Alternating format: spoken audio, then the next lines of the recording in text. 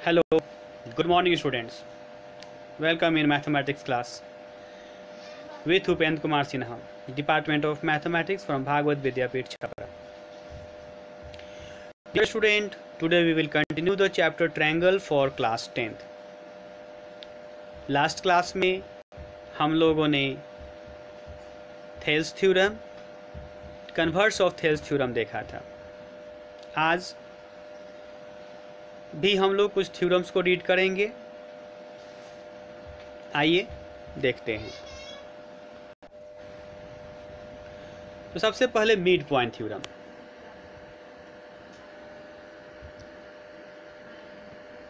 Prove that the line segment joining the midpoint of any two sides of a triangle is parallel to the third side. Class 9th में भी हम लोगों ने mid point theorem पढ़ा था। आज फिर हम लोग मिड पॉइंट थ्योरम को लर्न कर रहे हैं, लेकिन आज हम लोग इसको थेल्स थ्योरम के द्वारा प्रूफ करना सीखेंगे। और यह जो मिड पॉइंट थ्योरम है एनसीईआरटी बुक से एक्सरसाइज 6.2 का क्वेश्चन नंबर 7 है। यहाँ पर गिवन क्या है कि इन triangle ABC D and E R mid points of AB and AC respectively.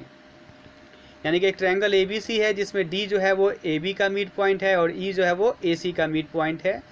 तो यहाँ पर हम लोगों ने सबसे पहला काम क्या किया, अकॉर्डिंग टू स्टेटमेंट डायग्राम को ड्रॉ किया और गिवन को लिखा।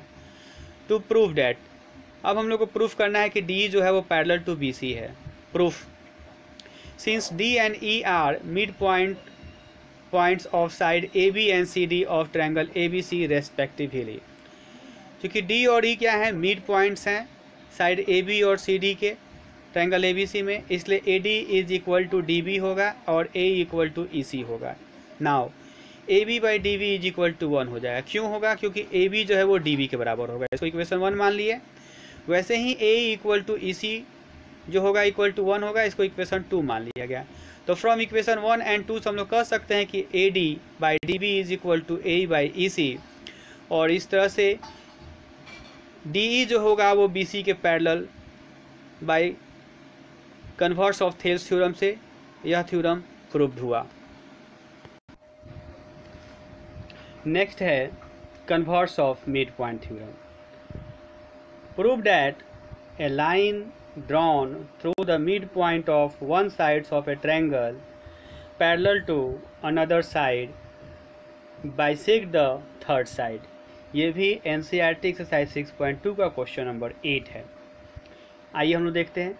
तो यहाँ पे क्या कर रहे हैं, एक ट्रायंगल ABC है जिसमें मान लिया गया कि D जो है वो AD का मिड पॉइंट है और D जो है पैरेलल टू BC ड्रॉ किया गया है। तो गिवन में हो गया in triangle ABC D is mid point of AB and D parallel to BC। और हम लोग को प्रूफ करना है कि bisect the third side, that means proof that A equal to EC। Proof में आते हैं। इन ट्रायंगल ABC में since D parallel to BC दिया हुआ है, तो जब D पैरेलल टू BC दिया हुआ है then AD by DB is equal to A by EC होगा बाय द थेल्स थ्योरम। और A by EC is equal to 1। क्यों होगा A by EC is equal to 1? क्योंकि AD is equal to DB है, दिया हुआ D mid point है AB का, इसलिए AD इक्वल टू DB होगा। इस तरह से A by EC is equal to 1 हुआ और A इक्वल टू EC, ये प्रूव्ड हो गया converse of mid point theorem. तो यहाँ पर हम लोगों ने mid point theorem and converse of mid point theorem देखा। अगला थ्योरम है एंगल बाइसेक्टर थ्योरम। ये कहता है कि prove that the internal bisector of an angle of A triangle divides the opposite sides internally in the ratio of the side containing the angles. यानी कि ये कह रहा है कि यदि किसी एक ट्रायंगल का एक एंगल का इंटरनल बाइसेक्टर अगर हम लोग ड्रॉ करते हैं तो अपोजिट साइड को जिस रेशियो में डिवाइड करेगा वह जो रेशियो होगा वो एंगल के कॉन्टेनिंग साइड्स के रेशियो के इक्वल होगा। आइए देखते हैं इसको भी। यहाँ पर भी हम लोग अकॉर्डिंग टू क्वेश्चन एक ट्रायंगल लिया गया, ट्रायंगल ABC, और ट्रायंगल ABC में AD जो है वो एंगल BAD का बाइसेक्टर ड्रॉ किया गया है। तो गिवन में हो गया in triangle ABC AD is bisector of angle BAC। अब हम लोग को प्रूफ करना है, कह रहा था ना कि divide the opposite sides in the ratio same ratio the containing the angle containing the side containing the angles. तो यानी कि हम लोग को यहाँ पर प्रूफ करना है BD by CD is equal to AB by AC। इसके लिए यहाँ कंस्ट्रक्शन करेंगे। कंस्ट्रक्शन में हम लोग AD के पैरेलल एक लाइन CE ड्रॉ करेंगे और BA को प्रोड्यूस करेंगे E तक। तो drawn CE parallel to AD meeting BA produce to E। कहाँ मीट करेगा? BA को जब हम प्रोड्यूस करेंगे E पर। तो अब आइए प्रूफ। इन ट्रायंगल ABC में AD is bisector of angle BAC। क्योंकि AD क्या है? बाइसेक्टर है एंगल BAC का, तो बाइसेक्ट कर रहा है यानी कि एंगल 1 इज इक्वल टू 2 होगा। इसको इक्वेशन 1 मान लिया गया। अब आते हैं, आगे बढ़ते हैं। Since AD parallel to CE, AD जो है वो CE के पैरेलल है और AC ट्रांसवर्सल है। तो हम लोगों ने पढ़ा है कि जब टू पैरेलल लाइंस को कोई ट्रांसवर्सल कट करता है तो उनके द्वारा इंटीरियर एंगल्स जो बनते हैं वो इक्वल होते हैं। तो इस तरह से angle 2 is equal to angle 3 होगा अल्टरनेट एंगल से। यानी कि AD पैरेलल टू CE था और AC ट्रांसवर्सल था। तो जब टू पैरेलल लाइंस को कोई ट्रांसवर्सल लाइन काटता है तो अल्टरनेट इंटीरियर एंगल्स इक्वल होते हैं। तो इस तरह से एंगल 2 इज इक्वल टू 3 हो गया। इसको इक्वेशन 2 मान लिया गया। Also AD parallel to CE and BE transversal हो रहा है तो एंगल 1 और 4 में भी रिलेशन होगा। क्या रिलेशन होगा? ये करस्पॉन्डिंग एंगल्स हैं। तो angle 1 is equal to angle 4 होगा करस्पॉन्डिंग एंगल से। अब हम लोग एंगल 1 की जगह पर एंगल 2 लिख सकते हैं। क्यों लिख सकते हैं?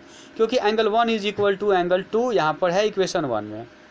तो angle 2 is equal to angle 4 हो गया। अब फिर एंगल 2 की जगह पर एंगल 3 लिख सकते हैं। क्यों लिख सकते हैं? क्योंकि एंगल 2 इज इक्वल टू 3 हम लोग पहले प्रूफ कर चुके हैं कि अल्टरनेट एंगल इक्वल होते हैं। इस तरह से एंगल 3 इज इक्वल टू 4 हो गया। नाउ इन ट्रायंगल ACE में हम लोग देखते हैं कि एंगल 3 इक्वल टू 4 है, जो कि हम लोग ऊपर में प्रूफ किए हैं। तो इस तरह से AE इक्वल टू AC होगा। हम लोगों ने पढ़ा था लास्ट क्लास में कि किसी भी ट्रायंगल में यदि दो एंगल इक्वल होते हैं तो उसके अपोजिट साइड्स जो होते हैं वो इक्वल होता है। अब इन ट्रायंगल BCE में चलते हैं। तो ट्रायंगल BCE में AD जो है वो पैरेलल टू CE है, तो BD equal to DC is equal to AB equal to AE होगा बाय थेल्स थ्योरम। अब यहाँ पर हम लोग AB की जगह AC की जगह पर AE की जगह पर AC नोट कर सकते हैं। इस तरह से BD by CD is equal to AB by AC। चूँकि AC is equal to AE हम लोग पहले प्रूफ कर चुके हैं, तो यह प्रूफ हो गया एंगल बाइसेक्टर थ्योरम। तो आज हम लोगों ने इस क्लास में mid point theorem, converse of mid point theorem और एंगल बाइसेक्टर थ्योरम को रीड किया। तो आप इन तीनों थ्योरम्स को प्रैक्टिस करेंगे। फिर हम लोग मिलेंगे नेक्स्ट क्लास में। Thank you, have a nice day.